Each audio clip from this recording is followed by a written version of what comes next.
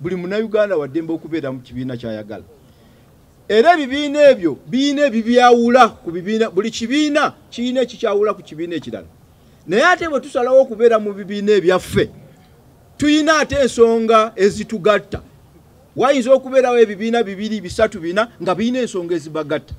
Kyova olaba olwaleero ffe ebibiina ebiri wano ne bannabafuzi abali wano waliwo ensonga zetunokoddeyo nga zitugatta, zetwagala okutambuza tuguze bannayuganda olw'obulungi bw'eggwanga, era nga tulowooza nti tugenda kuzitambuliza mu nteekateeka oba mu mugendo gwe tuyise the whole alliance.